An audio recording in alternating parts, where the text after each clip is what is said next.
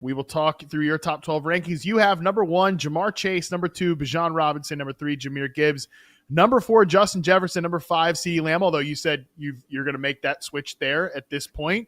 Saquon Barkley, 6th for you. Amon-Ra St. Brown, 7th. Nico Collins, 8th. Derrick Henry, number 9. And here's where you differ. Number 10, you have Jonathan Taylor. Number 11, you have Brian Thomas Jr. Number 12, you have Ashton Genty. Let's talk about Jonathan Taylor and BTJ. There's a big gap between us here on Jonathan Taylor. I have him 24th overall. You have him 10th overall. Make the case for Jonathan Taylor as a first-round fantasy pick this year. Yeah, if Daniel Jones gets the starting job, which is not guaranteed, that's a step forward over whatever Anthony Richardson is right now. It also takes Richardson's threat of taking running production off the table. It takes that risk away. Taylor was a league winner in the fantasy playoffs last year and catches, he's not a dynamic pass catcher, but he'll get some share of that.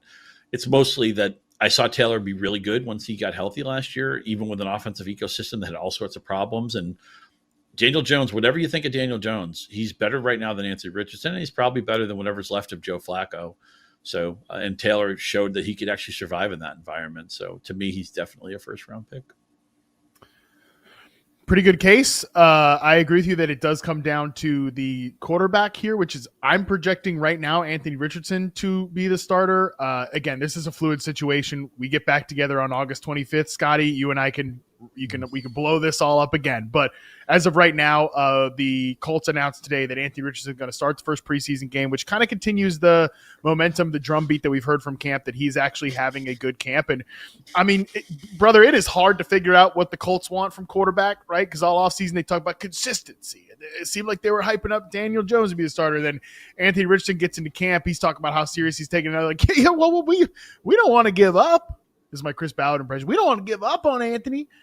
Come on, we were patient. we're going to be patient. Well, you weren't patient with him. I mean, what are we talking about here? So last year, Jonathan Taylor was the 8th overall running back in fantasy on just a 6.3% target share. The big thing there was he had 18 goal line carries, which was only behind Josh Jacobs, Chuba Hubbard. Love Chuba Hubbard, Derrick Henry, and Kyron Williams, who signed a new contract today. So that's really, you're right. It comes down to the goal line carries, and I think we can't have Richardson under center, Scott.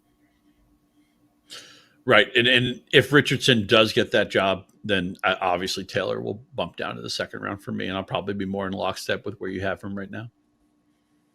All right, let's get to a guy that I'm sure you're excited to talk about here. Your 11th overall player, Brian Thomas Jr. Make the case for BTJ as a first-round pick, Scott. Well, he was a first-round producer last year with Mac Jones playing a lot, with Doug Peterson in the city the whole season. Now you get an adult in the room with the play calling and Liam Cohen. Hopefully we can unlock what Trevor Lawrence is supposed to be. And as great as Travis Hunter is going to be, he's going to have some role on defense, and I don't think he becomes the alpha in this passing game right away. Brian Thomas last year, they basically threw him into a situation that was impossible to win in, and he won anyway. I can't wait to get him on some rosters. Maybe I'm trying to play catch up because last year I liked him but didn't have as much as I wanted to. But I feel like he can survive any situation, and now he actually has a positive situation with Liam Cohen in town. Liam Cohen said on the Rich Eisen show that he envisions like 80% of the snaps for Travis Hunter. This is all guesswork. I think it's going to be like a moving target. This is fantasy managers and like fantasy analysts always they approach this time of year like they're trying to figure out some predetermined outcome. I believe Jacob Sanderson, who does great work. So good. He was kind of saying this.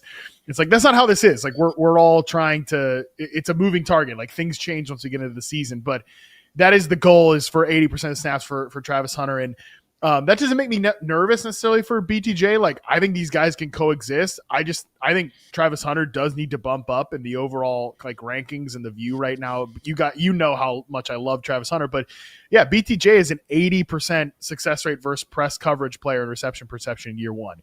You want to bet on that guy every single day of the week, twice on Sunday, ascending young superstar player. I guess the only he's having like a quiet camp while Travis Hunter's tearing it up. I don't know if that really matters to me. I think just if I was nitpicking him, I do think he needs to improve as a zone coverage player to be like an hey, like you, to use your phrase, it's 10 targets off the bus for BTJ, right? He's in the Justin Jefferson club, where I almost said Justin Hunter because I was thinking about Travis Hunter and Justin Jefferson, and my God, that's two very different players. Justin Hunter is still the lowest success rate versus man coverage I've ever charted, Scott. If you can believe that, you probably can if you ever watch him play. So yeah, what the hell am I talking about? BTJ, if he's gonna be like 10 targets off the bus player, there's some small growth that he needs to do, but why should we assume that he's not going to take that step here in year 2? If you take him in the first round, I'm absolutely not gonna argue with it at all. Good. I'm glad we're in agreement on that, and I'm glad he has the reception perception seal of approval. My top 12 overall players, we'll get into it here again. Highlighting Scott does not have Puka, does not have CMC in the first round. I've got a couple guys that are off my first round list as well. Number 1, we already said Jamar Chase. Number 2, Bijan Robinson. Number 3, Saquon Barkley. Number 4, Jahmyr Gibbs. Number 5, CeeDee Lamb. Number 6, Justin Jefferson. Number 7, Puka Nacua. I got to change that. I don't think I can have Puka Nacua at 7 for too much longer with this Matthew Stafford thing. Number 8, Nico Collins. Yeah, like I'm looking at that right now. There's no way I would take Puka ahead of Nico Collins right now. Number 10, Derrick Henry. Number 11, Drake London. Number 12, Malik Nabers. Scott, big gap between me and you with 22nd Drake London. You have him at 22nd. I've got him here at 11. I'll make the case for Drake London, man. I think this guy could lead the NFL in targets this year. Michael Penix was dialed in on him late in the year. Darnell Mooney is hurt right now, which makes me a little bit nervous about the Falcons offense overall, because he's a really good player and helped them in the vertical game last year. And they love to play with 3 receivers. They do not have a deep wide receiver room, but typically when a wide receiver misses time, it's not, all right, let's distribute, or let's boost up, Ray McLeod or Casey Washington, one of these depth guys. It's let's get the football to Drake London more, who last year, Scott, had a huge change in his role. I know you hate Arthur Smith, right? He was an 80% on the line of scrimmage player, true X in his first 2 years. He bumped down to being like more of a move around guy, took fewer than 60% of his snaps on the line of scrimmage last year, was more off the line because they moved him around. And that was super exciting to see. It was like great on over the middle routes, ran more dig routes than ever before.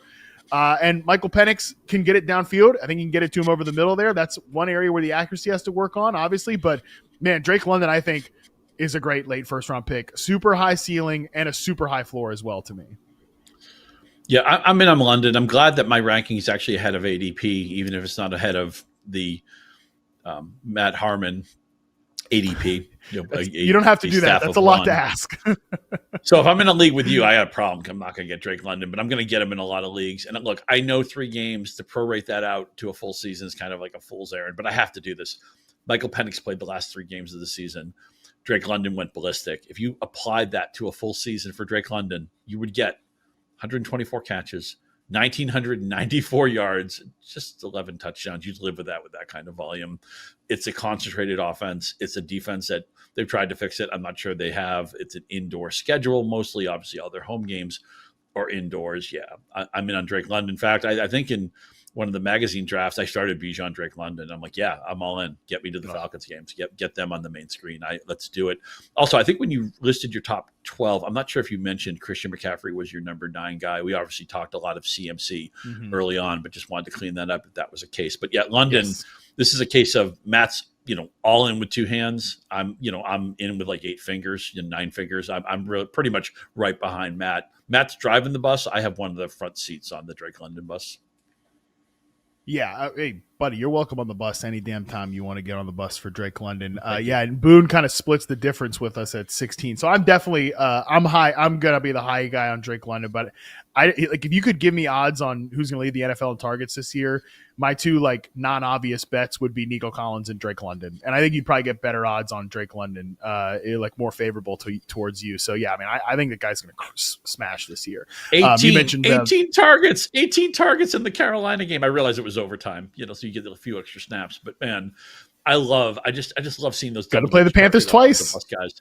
There aren't that many guys who, again, off the bus, they have 10 targets, and not just 10. Drake London's going to have weeks where it's like, I was winning my game, and then Drake London had 19 targets, had 17 targets, had caught 12 balls, whatever. That's going to happen. Drake London is going to single-handedly turn losses into wins this year.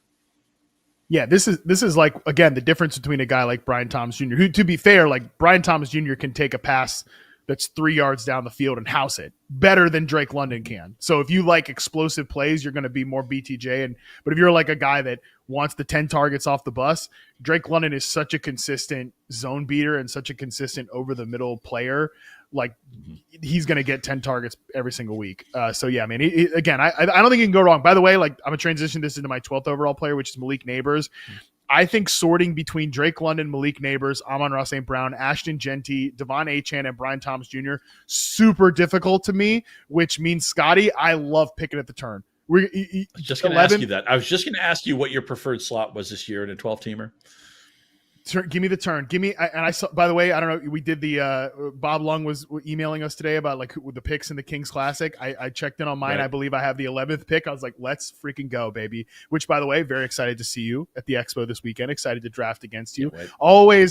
Always a sweat when I'm drafting against Scott because he's so good at this, especially in the salary cap formats. But yeah, man, I was like, I'm jacked about that because I can pick two of those guys. Like, and again, I mean, if I want to go wide receiver, London Nabers, London St. Brown. If I want to go London Ashton Genty, Nabers, Devon Achane, that's a pretty great start. And then you come back in the third round and there's some decent bets there. But Malik Nabers, number 12 overall pick for me. This guy's so good. Like he's so good. He's good at the stuff that we talked about where he's consistent. That guy is not even, that's like 12 targets off the bus, Scott. They get him the football in all kinds of different ways. And for all of Russell Wilson's flaws, he gave George Pickens a career high in catchable downfield targets last year. And that has been the talk. Moon balls to Malik Nabers down the field. Malik Nabers in reception perception last year, obviously overall incredible. You know, nobody's gonna be surprised about that, but it's in ways like we just didn't get to see enough of him. 64.4% success rate on 9 routes, 62.5% success rate on corner routes, 92.9% success rate on post routes. How many downfield targets from Malik Nabers as a rookie do you remember? Like the one against the Colts from Drew Lock? Not a lot. Again, for all of Russell Wilson's flaws, and there's a lot of meat that's going to be left on the bone with Russell Wilson over the middle of the field, but those routes, he's going to be smashing on those routes with Malik Nabers this year. Yeah, it's a sin that the Giants averaged 6.0 yards per attempt last year with Malik Nabers fresh out of the box. And that's obviously a condemnation of their quarterback room. And all we're asking Russell Wilson to be is better than Daniel Jones, Drew Lock, and Tommy DeVito, who were the 3 starters. It was mostly Jones, but Lock and DeVito both started multiple games. So not that high of a bar to clear.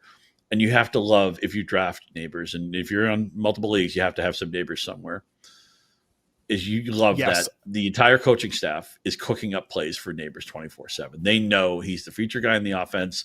You know, the target share is going to be enormous. The raw target volume is going to be big. They may be a team that has to throw the ball a lot anyway. I feel like Nabers hit his floor last year only because everything around him was bad. And even then, he was a very, very good player. And all we want is Russell Wilson to be a little bit better, or maybe demonstrably better than what that quarterback room was like last year. And you know, also Nabers, there's going to be intricacies of the game that he'll understand better in his second year. He came out early, of course.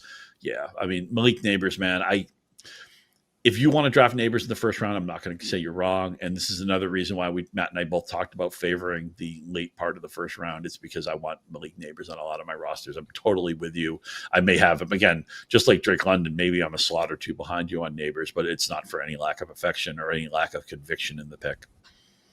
Oh, I mean, quite literally one spot. You have him 13th. And by the way, Boone has him 8th. So Boone is the highest among us on Malik Nabers here, which should tell us something because Boone is good at this. And yeah, I mean, look, as you said, there are details of the game that he can get better at. He was 62nd percentile success rate versus zone last year, that's better than BTJ. But like, yeah, imagine if he takes like two or three steps ahead. We're talking about a guy that he's already there's been, I was just talking about this with James Co today. There's been 5 players over the last 3 seasons to clear 30% of their team's targets. Devontae Adams, who did it twice, Tyreek Hill, who did it twice, AJ Brown did it, and then so he was only 4. So then it was Malik Nabers. Like that's the type of like target total that we're talking about here. Just a freakish ability to get open and make explosive plays too. Like yeah, great player. Obviously, again, I love to pick at the turn because I can potentially get a Nabers share here and there.